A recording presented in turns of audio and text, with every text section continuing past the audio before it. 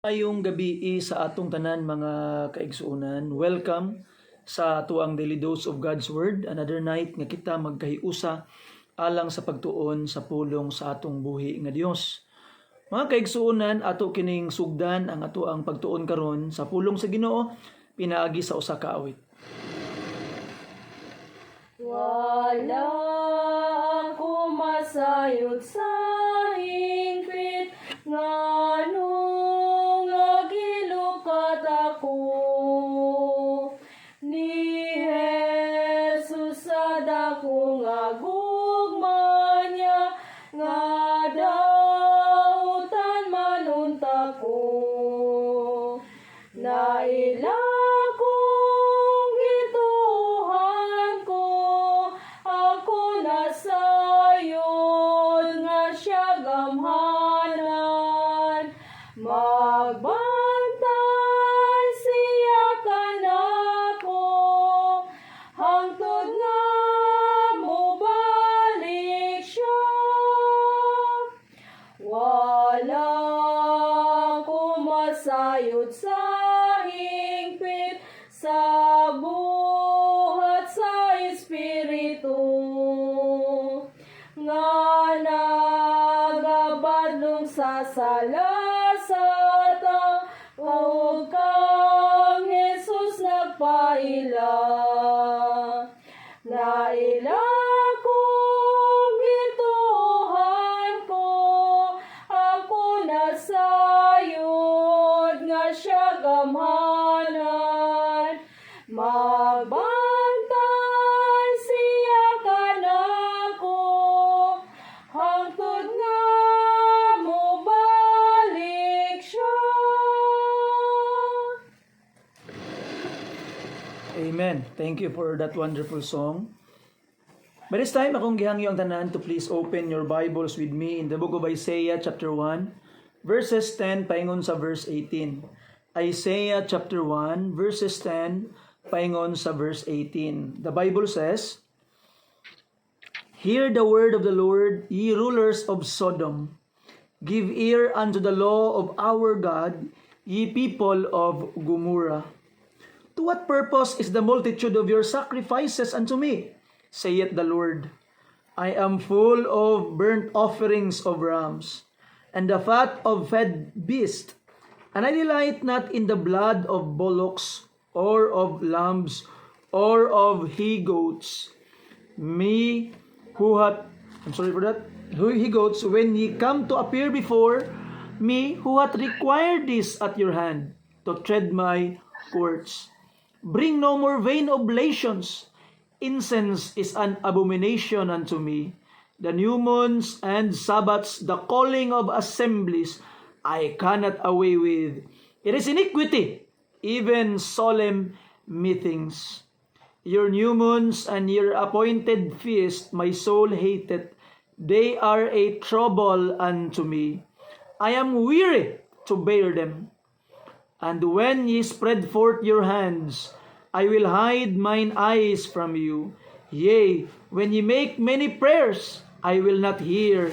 Your hands are full of blood. Wash you, make you clean.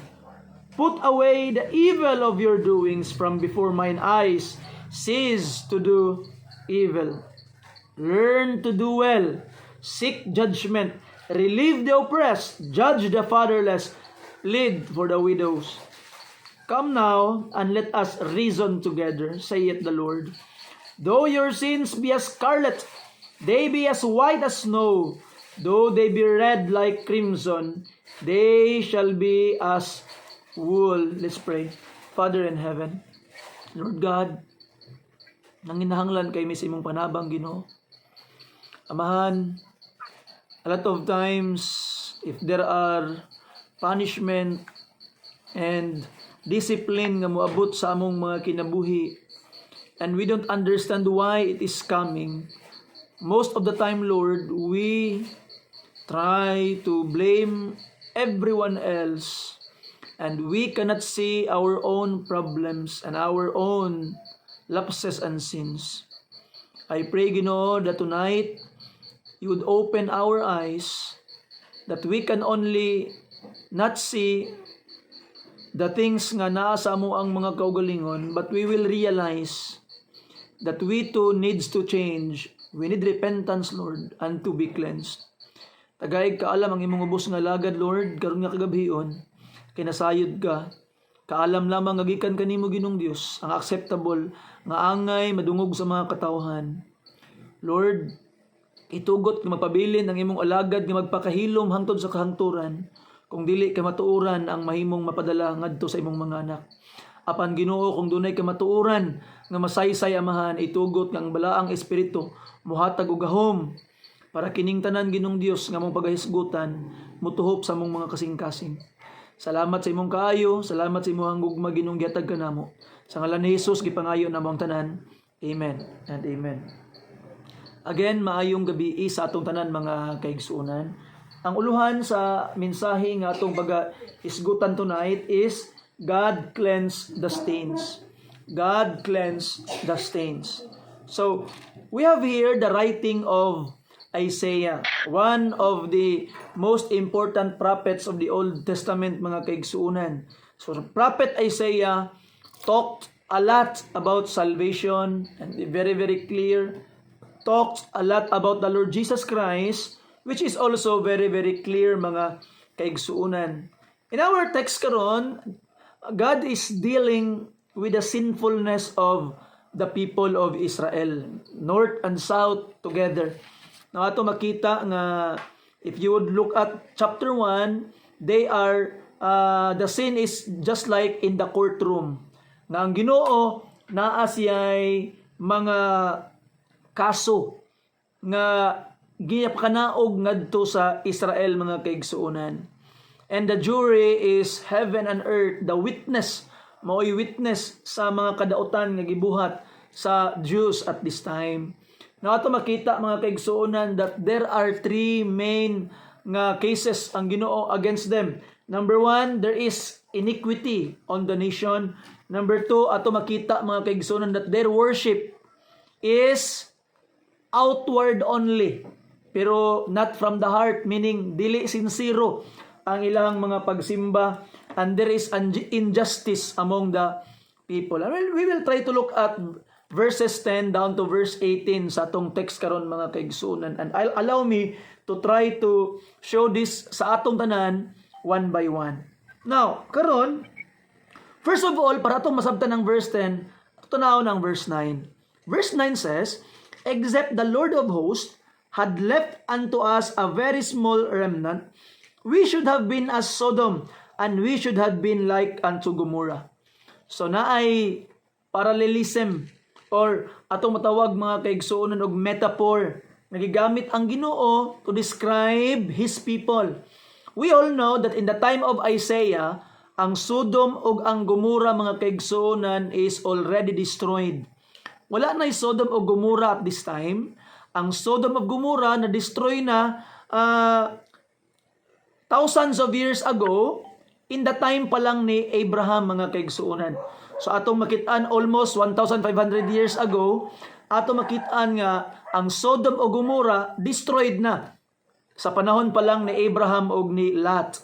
No, atong makita ang kaigsuonan at this time na mention sa Ginoo ang Sodom o Gomorrah kay gi-compare sa Dios ang kinaiyahan sa Sodom o sa Gomorrah sa kinaiyahan sa Israel in the time of Isaiah, o gipakita sa Ginoo nga kung dili maghinulsol ang mga Hudiyo, mga kaigsuonan, their ending will be just like Sodom of Gomorrah. And we know nga ang Sodom of Gomorrah, mga kaigsuonan, nahimong kalayo. It was eaten by fire. Gipaulanan og kalayo sa Ginoo, mga kaigsuonan. Kung ato makitaan, if you know the lowest point of the earth in our time today, which is the Dead Sea, tumakitaan, that is the location of Sodom of Gomorrah, mga kaigsuonan. Sodom o Gomorrah, kanang gitawag nga Dead Sea in our present time. Naidaghang kay mga archaeologists nga nianha diha sa Sodom o Gomorrah, which is Dead Sea in our time today. Ato nakita, mga kaigsuonan, nga according sa mga kuan, sa mga kaning mga archaeologist na ay mga dagko kaayo nga mga muraog purma og balay nga abo na lang tanan. And according to them, it could be a house or a building before in the past, but it was eaten by intense heat. So, ato makitaan nga inana ang nahitabo niya nang dapit because of the anger of God to them. And according to scholars, at the time of the Lord Jesus Christ, gakalayo pa ang Sodom ug ang Gomorrah mga kaigsuonan. You see?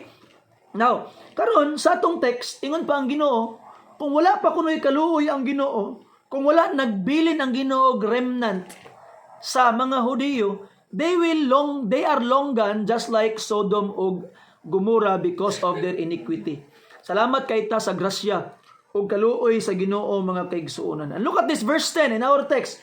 Hear the word of the Lord, ye rulers of Sodom, give ear unto the law of our God, ye people of Gomorrah. So, God is now directly applying the names of Sodom and Gomorrah to Israel, calling them Sodom o Gomorrah mga kaigsuonan, because more likely, if they will not repent, they will not make right ang ilang mga dautan nga mga binuhatan, they will end up like Sodom and Gomorrah mga kaigsuonan.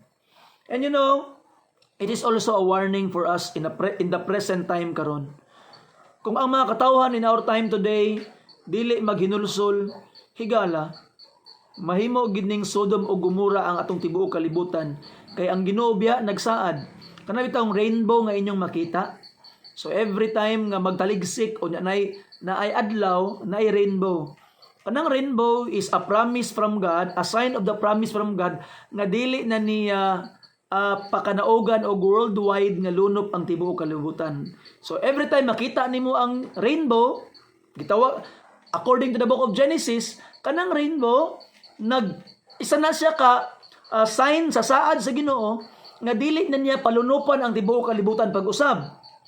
Pero ato makita mga kaigsuonan, kabalo ka unsay mahitabo in the last days.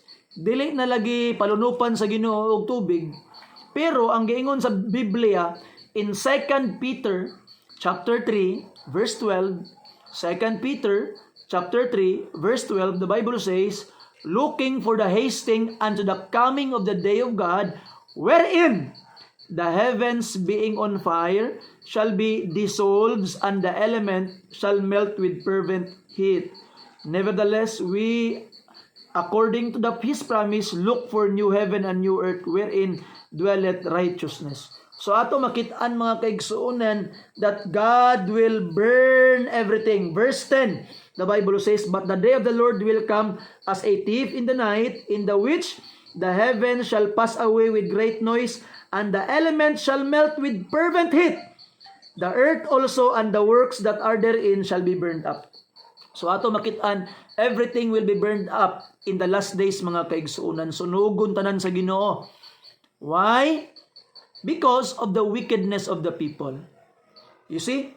So, we need to repent. Tanawa ang tibuok kalibutan karon mga kaigsuonan. Gihimo nag-normal ang daotang mga binuhatan. And people call the good wicked. Karon, kung barugan nimo ang mga biblical teachings, kung imuhang ipadayag sa mga katawhan, then you will be branded as someone nga muraog ka ng heretic. Branded ka nga someone nga muraog ka ng sobraan na kayo ka-fanatic sa iyahang simbahan. So ato makita mga kaigsuonan that people in our time today wanted to follow their own understanding of God. Pero ato makitaan, we need to follow the Bible. Now karon, ingon pa ang pulong sa Ginoo, because these people, tanaw nimo, even though their heart are very, very far from God, they were very, very religious. Remember, religiousness doesn't equal godliness. Again, I will make it very, very clear. Religiousness doesn't equal godliness, mga kaigsuonan. Because anybody could still be religious without having a true relationship with God. You may be in the right place, doing the right thing, saying the right things, but your heart is far from God. Ato nang tanahon karon taod-taod mga kaigsunan. At this time, ang mga katawhan sa Israel, they are facing judgment. They are facing some oppositions, other nations. Ang ginabasol nila sa ilahang mga paglisod, other people. Wala nila nakita nga ang hinungdan di ay sa ilahang problema is themselves. They are far away from God. Tanawa ang Ginoo. Verse 11.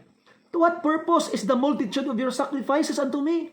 Saith the Lord, I am full of the burnt offering of rams, and the fat of fed beasts. I delight not in the blood of bullocks, or of lambs, or of the he-goats. You see, kabalo ka mga kaigsuonan, it really grieved me. Sakit pamalandungon kaayo sa ako ang kasing-kasing. Ngano man, I have heard some people saying nga sa ila daw simbahan, okay lang daw nga dili mga lagad sa Ginoo, okay lang daw nga dili mag-serve sa simbahan, basta kay ibalik lang kuno ang tithes. Mag-offer lang kuno sa ilahang tithes, mag-offer lang kuno sa simbahan, bahala na kunog di sila mga lagad, bahala na kunog na ay worldliness. Ato makitaan mga kaigsuonan nga magkuha pa og ganang video okay sa ilahang panimalay unya mo kanta atong mga kanta nga iyas kalibutanon. Mga kanta nga ang tema kay sex, ang tema kay rebellion, ang tema kay mga butanga against God, singing things against God. You see, basta kay ibalik lang kuno ang ilahang mga offering sa Ginoo, and which is very bad mga kaigsuonan, and atong gitawag makita nga it is a lie directly from hell. You see, kaingon pang Ginoo sa verse 11, so, unsa pa man kuno'y pulos sa inyong mga paghalad, unsa man kuno'y pulos sa mga burnt offering, mga gipatambok, gipakaon og ayo nga mga fed beast, tambok kayo nga mga beast, lamb or goats, unsa kuno'y pulos ato nga mga halad. Pero ang ilang kasing-kasing layo kay sa Ginoo. Higala, don't get me wrong. Your tithes and offering is very important. Through it, the gospel can be preached to more people, supporting the church and the preachers para sa pagwalis maayong balita, and even the workers of the church. We can build buildings to accommodate people, to comfort of the worship. Dako kay nagpulos mga kaigsuonan. Pero if the individual that is doing it, iyan ang ginabuhat just to alleviate the guilt in his heart. Niadtog simbahan, naghatag just to alleviate the guilt in the heart. Nakahatag na bitaw ko, na nakoy part simbahan, okay na ni. That's very wrong. Nahiyop ato nang makita mga kaigsuonan. God wants us rather than what we have. Dili man mo dato ang Ginoo pinaagis tong ihatag mga kaigsuonan. What He wants is us. You see? Natanawang verse 12, look at this mga kaigsunan, it's very important. When ye come to appear before me, who hath required this at your hand to tread my courts? You see? God, ato makitaan, bodily attendance is vain without true motivation sa atong mga kasing-kasing. You are physically present sa gatherings, but mentally and in your heart, you are absent. Then walay nadugang o walay natabang sa ato ang mga kaigsunan. Now look at this, tanawa ang giingon sa Ginoo sa verse 13. Bring no more vain oblation. Incense is an abomination unto me. The new moons and the Sabbaths, the calling of assemblies, I cannot away with. It is iniquity, even the solemn meetings. So ingon pa sa Ginoo nga ang ila kunong panagtapok, ang ilang mga gatherings, ang ilang mga celebrations, wala na gid kuno'y pulos at tubangan sa Ginoo. You see? So again, ato makita mga kaigsuonan nga our attendance in the church, our giving is not enough. Dili na mao ang makapahatag og kalipay sa atong Ginoo mga kaigsuonan. Yes, that's very important, don't get me wrong. Wala ko nag-ingon nga mahunong na tagsimba, mahunong na taghatag. No, it's very important part of our worship. Pero mga kaigsuonan, if you are doing it without the right heart toward God, wala gihapoy kapuslanan. Me as a pastor, I am calling us to repent and go back to God. We must offer ourselves first. Kay dawaton sa Ginoo una ang naghalad, ay niya dawaton ang gihalad. Again, let me make it very clear. una dawaton sa Ginoo ang naghalad. Aya niya dawaton ang gihalad. You see? So ato makita mga kaigsunan, it's not a very very popular message, but it is the right one. It is the truth mga kaigsunan. I don't want to align with other preachers in our time today nga ang importante ang ihatag nung ka sa tao. Higala igsuon. That's not what God wants us to preach. And I praise and thank the Lord that our churches, ang Bible Baptist Church, mga kaigsunan, nagpabilin paghapon sa pure nga mensahe sa pulong sa Ginoo, and we praise and thank the Lord for that. And salamat mga kaigsuunan that we are affiliated in our church. Now look at this.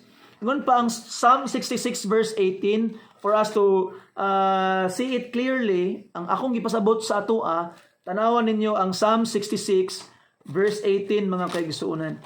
Giingon sa pulong sa Ginoo, the Bible says, if I regard iniquity in my heart, the Lord will not hear me. You see that? God will not listen to our prayers if we regard iniquity in our hearts.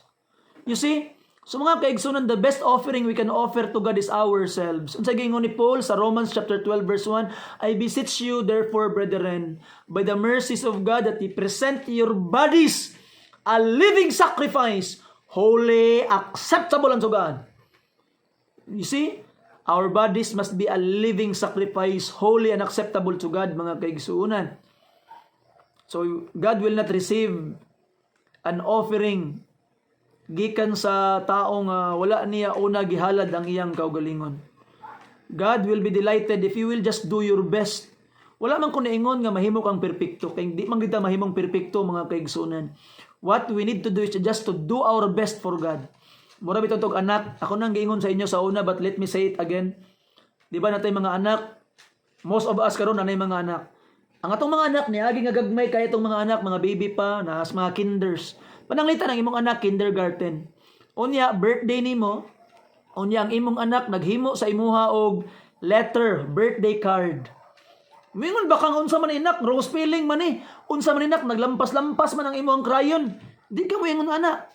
You will be very very happy because of the effort of your child. He did his best or she did his best for you.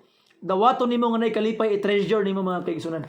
Well, in fact, ako ang mga letters sa akong anak napagyapon diri sa akong Bible. Ako ang gipangtago sa akong Bible, ang mga letters sa akong mga look at this. You see?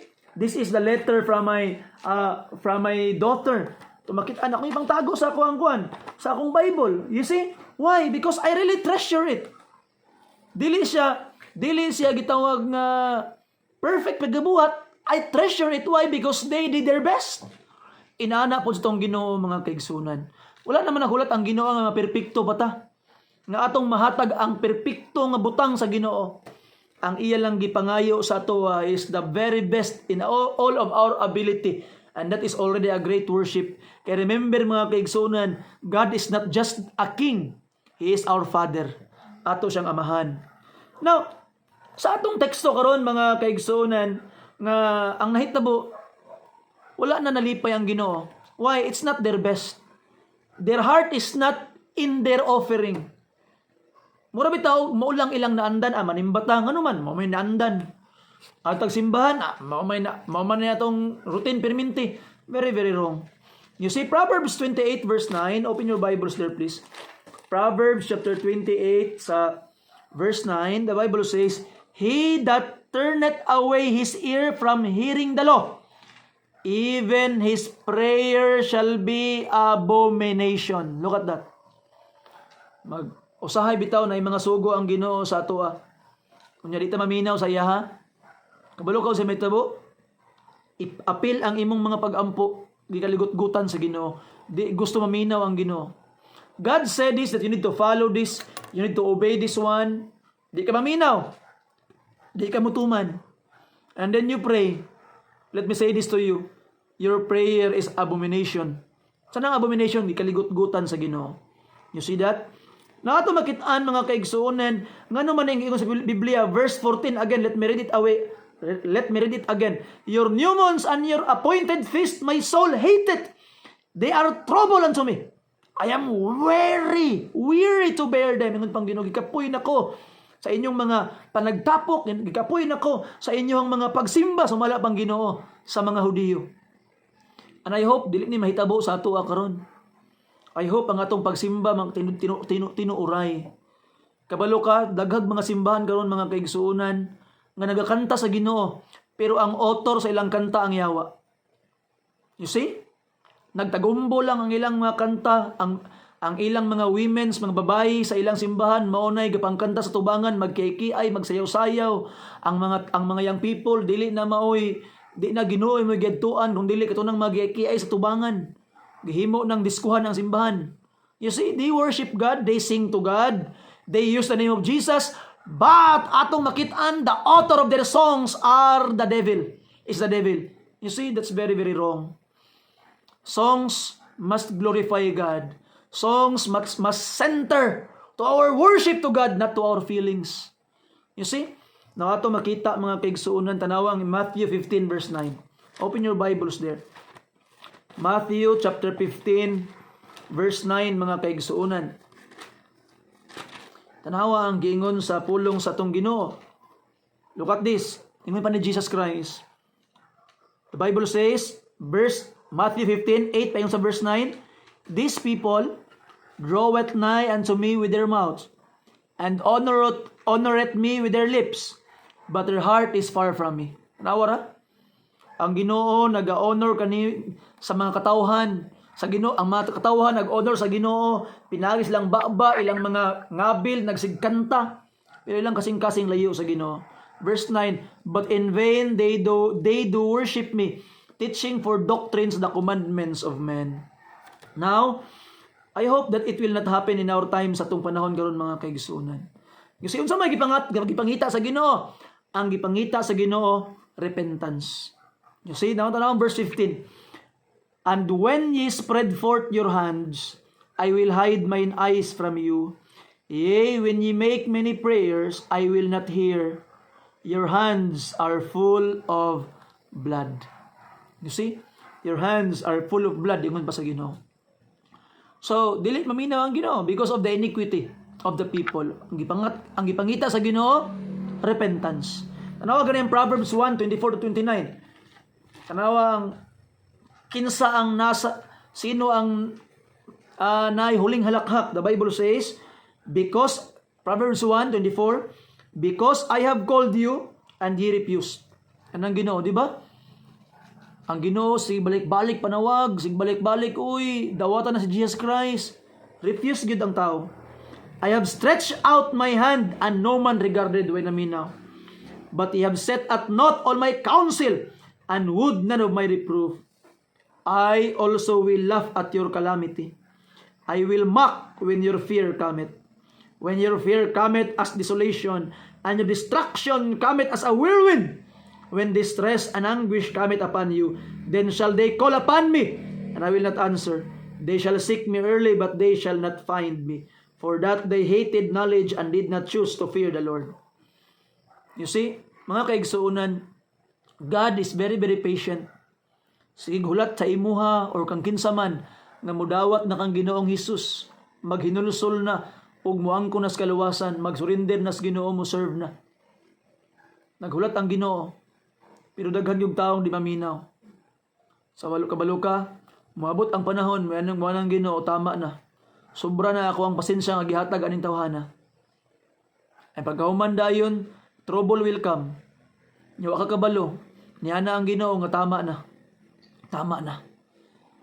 Pagpanawag nimo sa Ginoo, katawaan kas Ginoo. Kansawan kas Ginoo, wanang Ginoo, dugay ko nanawag sa imuha, karon pa ka manawag sa ako ang nanginahanglan ka na. You see? So igsoon, the fact that you are still listening to this message karon, God is still calling you. God is still wanting you to come back to Him.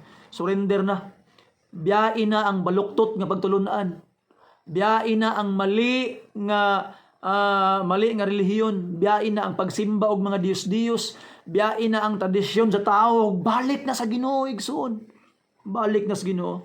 Kay unsa man ang giingon sa Ginoo, verse 16, wash you, make you clean. Sa tong text Isaiah chapter 1 verse 16, wash you, make you clean, put away the evil of your doings from before mine eyes. Cease to do evil, learn to do well, seek judgment, relieve the oppressed, judge the fatherless, plead for the widow. Balik na sa kuha ng Ginoo. Undangin na ang daotang binuhatan. Pasabot ana, repentance. Unsa giingon sa Ginoo, repent na. Kung ikaw kaniadto palahubog kay ka, undang naginom. Kung ikaw kaniadto sugarol kay ka, undang nagsugal.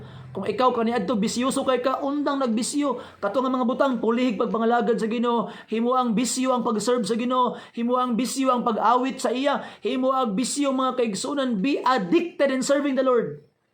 You see, pwede man ka mahimong addict, pero addict sa pagpangalagad sa Ginoo. Mao man ang giingon sa Bible. You see, look at 1 Corinthians chapter 16 mga kaigsuonan. Unsa man ang giingon sa pulong sa Ginoo alang kanato. The Bible says, 1 Corinthians chapter 16 verse 15, I beseech you, brethren, ye know the house of Stephanas, that it is the first fruit of Achaia, and that they have addicted themselves to the ministry of the saints. You see, you can be pero addicted to serve the Lord and serve the ministry of the saints. You see? So kung kaniadto mga kaigsuonan, nagsimba kag Dios-Dios, nagluhod-luhod ka tubangan sa mga rebulto, biyain na. Pagsimba na sa gintinuod nga Dios. Kung kaniadto mga kaigsuonan nga ang imuhang pagtuo nga ang imuhang mga binuhatan pagluwas, biyain na ang makaluwas si Jesus Christ lang. You see, repentance. Repentance ang gipangita sa Ginoo sa tuwa. And di lang kay repentance. Why? Reformation is not enough. You see, repentance, reformation, mga kaigsuonan is not enough. Kaya nga naman, tanawa ha. Ako ng Bible na ako example. Na ako sa Isaiah chapter 1. Kung akong i-turn to New Leaf ang Bible, na ako sa chapter 5, pero wala nagpasabot nga na-erase ang chapter 1. Tama? So ato makita mga kaigsuonan, pananglitan karong adlaw, magbag-o na gyud ka. Magrepent ka, you change your mind, it will result to change of action. Niundang na kasi mga daotang binuhatan, gipulihan na nimog maayo. But it doesn't save you. Di na mo imulawas nimo ngano man. Tungod kay wa nagpasabot ka, nagbag-o na ka, nawala na tong imuhang gitawag nga mga sala sa in the past. Pananglitan karon, makautang ko. Unya, katong nangutang sa ako maningil. Muna sa ako nga, oy, imong utang ako ng paninglon. Muna ko'y sorry ka ay magbag-o na gid ko. Sugod karon di na gid ko mangutang. Ang akong saad sa iya pagbag-o nga ingon ko niya, sugod karon di na ako mangutang. Na-erase ba akong utang in the past? Of course not. Ang utang in the past must be paid. Naong pautana karon. Unsaon ako pagbayad? Kay kung ako magbayad, maimpirno man ko. Kay ang bayad sala kamatayon man. And death is separation from God. And the eternal separation from God is hell. So igsuon, di lang kay reformation ang imong kinahanglan. Kinahanglan kag cleansing. Kinahanglan kalimpyuhan. Hugasan. Tanawang verse 18, last verse ato ang text. Isaiah chapter 1 verse 18. Come now, let us reason together, saith the Lord. Though your sins be as scarlet, they shall be as white as snow. Though they be red like crimson, they shall be as wool. We say amen to that. So God is saying, let us settle the matter. Duol sa ako kay hugasan di ka. Humble down yourself, repent, and ask the Lord, Lord, hugasi ko Ginoo. Tanawa ang giingon sa Bible in 1 Peter chapter 3 verse 18, please. Namoy mga Bible. 1 Peter chapter 3 verse 18. Nagingon ang pulong sa Ginoo, for Christ also hath once suffered for sins. He suffered for your sin. Tanawa ra igsoon, grabe imong rebelde sa Ginoo. Pila ka tuig nagpalayo ka sa iyaha. Pila ka tuig nga imuhang kinabuhi. Nagsige lang kag alagad sa imong kaugalingon. Nanginabuhi para sa kaugalingon, nanginabuhi para sa pamilya, nanginabuhi para mo dato or unsa ba imong mga plano. Tiyaw mo na, gigugma yapon kaniya. Nag-anto siya para sa imong sala. Kuyawa siyang gugma nimo. Dawata na sa igsoon. Look at this. Ano nag-antos man siya? That he might bring us to God, being put to death in the flesh, but quickened in the spirit. So igsuon, limpyuhan kas Ginoo. Iya kang hugasan igsuon. Iya kang ayuhon, gipakamatian niya ang imong mga sala. So come now to Him. Humble down yourself before God. Ug iya kang limpyuhan. Tanawa ang Revelation chapter 1 verse 5. Revelation chapter 1 verse 5, the Bible says, "And from Jesus Christ, who is the faithful witness, and the first begotten of the dead, and the prince of the kings of the earth, and to him that loved us, and washed us from our sins in his own blood." See that? Gihugasan kaniya mga kaigsuonan, pinaagi sa iyang kaugalingon nga dugo igsuon. He wash you. You see? Pinaagi siyang kaugalingong dugo. Inana kakapalangga sa Ginoo. Romans chapter 5 verse 8, "But God commended His love toward us, in that while we were yet sinners, Christ died for us." Samtang magkasala pa ka, si Jesus Christ namatay na para nimo. Nag-anto siya para nimo igsuon. So igsuon, look at this. We are wicked. Dautan ta. Pero ang Ginoo, naghulat-hulat gyud.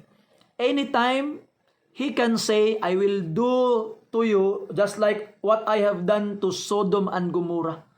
Pwede mo ingon ang Ginoo na He will destroy us. Just like how He did destroy Sodom and Gomorrah. Pero ato makita mga kaigsuonan, pagkapait, nganuman, kay bisan pa og ang Ginoo grabe ang gibuhat sa ato, we still rebel against Him. I hope by the grace of God, ato nang ma-realize, anytime pwede unta kang sunugon sa Ginoo pero wala niya gibuhat. He is waiting for you to repent. Unsa man imong angay buhaton? Number 1, repent. After your repentance, reform. Reformation, mga kaigsuunan, ang gikinahanglan. Repent, after repentance, reformation. Pero dili na maoy mong manluluwas. Jesus Christ is your Savior. Come to Jesus and He will clean you.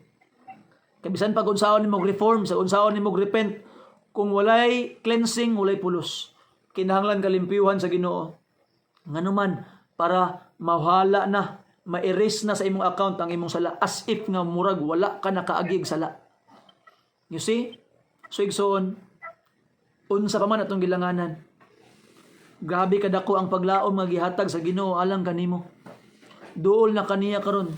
Ug ingna ang Ginoo, Ginoo, akong giangkon nga ako dako nga magkasala. Pasaylo ako sa akong mga sala. Akong gituohan nga si Jesus Christ na matay dito sa krus. Dili lang kay tungod sa kalibutan, apan tungod mismo kanako. Kanaghimo kog mga sala sa imong atubangan. Ug tungod sa akong sala, angay kong ilabay sa impierno. Apan imong gibayaran ang akong mga kasaypanan sa krus, nagantos ka para nako.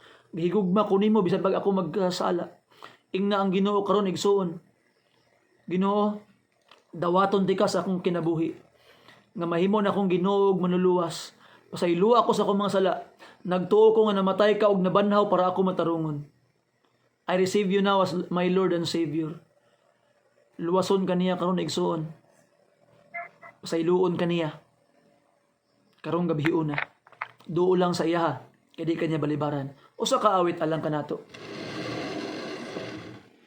Ang gugma sa Diyos, ni aning dughan ko, di matupngan sa kalibutan.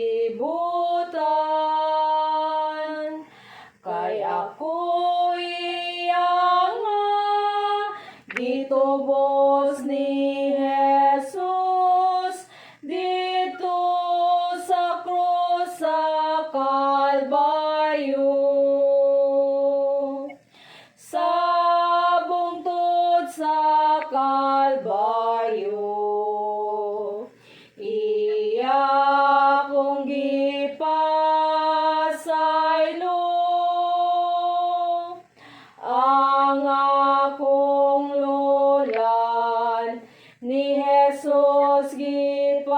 gikapasan dito sa krus sa Kalbaryo.